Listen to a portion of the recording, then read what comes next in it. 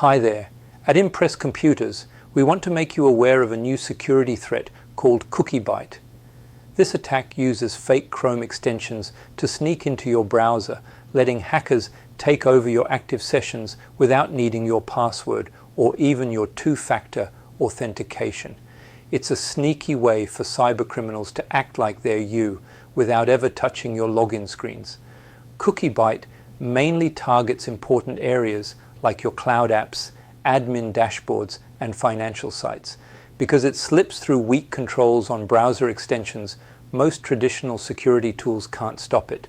But don't worry, there are easy steps you can take to stay protected. Audit your Chrome extensions and only allow trusted ones. Set up conditional access policies to limit who can access your apps based on their device and location. Turn on real-time session monitoring so unusual activity can be caught and stopped immediately.